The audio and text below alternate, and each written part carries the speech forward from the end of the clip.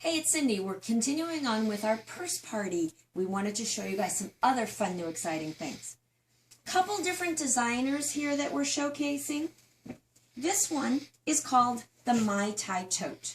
This is just a fun little bag. We're seeing a lot of hardware. We're seeing a lot of bows, ruffles, things to add a little bit of pizzazz to some of your bags. That is this one.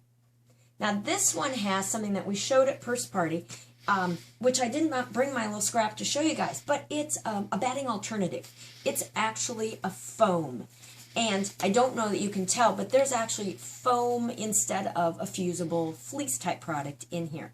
Pops back really nice. Now, this one's a pretty basic pattern. The only thing I didn't like, and I would say for you guys to do differently, is on her lining. Usually we put an interfacing inside the lining just to give it a little bit of body. This one does not have an interfacing. So I feel that it doesn't stay down in that bag as well as I would like. Other than that, enjoyed this bag. Very, very simple to make. And I believe this was another fat quarter bag. We knew we had one more, and that was this one. Very fun. You know, and that foam is great for electronic cases, iPads, whatever you've got, because it gives a little bit more protection. And on the handles, oh, it feels nice to carry these. The next two I want to show you are from Me and My Sister. This is our latest one called Juliet. This is just a fun bag to do. Really kind of a flirty little bag with the tie. And it also features some pleats. This pattern, we really all couldn't tell if the pleats were supposed to go in or out, so it doesn't really matter how they end up. It just looks very, very cute. Again, magnetic snap, really a great way. The magnetic snaps we carry all have instructions on how to do it. Makes them nice. And then she does these cute little pockets that end up in your cuff around the top. So she's got a front one. Oh, that Connie's been at it again. I don't know if she showed you when she did her segment, but Connie puts her initials in everything. Because, you know, we try and walk off with her bags because they're so fabulous. So, I really enjoyed this one a lot. I would show you the pattern. There it is, yay, called Juliet. And you just have to see the back. Because, look, they've done a whole bunch of bags in all sorts of different colors, and they're just fun. This is a bag, if you need something to make you happy, this is a really great bag. The other one from her that I like a lot is the Pinafore bag. Now the Pinafore bag is what I use in my beginning sewing, is my sample for beginning sewing. It features some pleats and darts, a little bit of quilting, great using curves. Again, got that little tie on there that's so cute. And their kind of signature pocket. Oh look, there's my sign. Pinafore bag I was missing. You guys want to see the pattern, I'm sure, too. I really enjoyed this one. It was very easy to make and just, again, a happy, happy one. The next one is Falling Over. Connie did this one. We showed it just briefly at Purse Party because we had just gotten the patterns in. But the colors are just exquisite. This one's called Snappertunity. These ladies do a whole line of patterns that use metal measuring tape. Grab your husband's old one, go down to Menards, grab one, but it's in the top. So these snap open and then snap shut.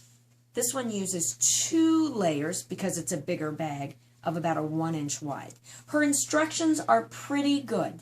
You have to work a little bit. Her original one, oh, and here's the pattern, in case you guys want to see that one. Her original one was Snap Happy, and they're just cute little bags that we have just run for years. These are the little bags, and they come with the measuring tape in the top. You do some prairie points, which work as your handles. We've adjusted the sizes for eyeglass cases, for whatever. Her instructions in this one are great. As her bags get a little bit bigger, I think that our instructions maybe aren't quite as good, but they're still not difficult to follow. This one's the Snap Happier. This is the smaller of the 2 that are in there, but again, a little bit bigger bag. This one's got a nice pocket in it, if you can see. Just cute fabric, too. So I do enjoy it. Nice thing is, because, you know, sometimes you get in your bag and then you forget to shut it and stuff falls out. These 2 guys just shut automatically for you. They're also fun. My daughter likes to just play and make really annoying noises with them, too. So that is from Stitch and Sisters, a little collection of her Snap Happiers. Then the other designer we're featuring here is Lazy Girl. In a prior little video, if you've watched any of these before, we talk about Lazy Girl and her new line of interfacings. Her interfacings are spectacular, which only makes her patterns even better. So we have favorites here. Margot bag has always been our favorite. Margot is a fabulous bag. She's got these great pockets in front, perfect for your cell phone. This is my go-to purse for everything. And then this one is Margot. If you're scared at all about putting in a zipper, her techniques are phenomenal. We also featured this designer when we showed you the slicker bag with the iron-on vinyl. So you saw the insides of how her patterns are so very well written. This one has a solid piece on the back, but the pockets on the front. Joyce, that works here, decided she liked these pockets so much, she used the same on the back. Worked great. One thing we really talked about in Purse Party, though, are your handles.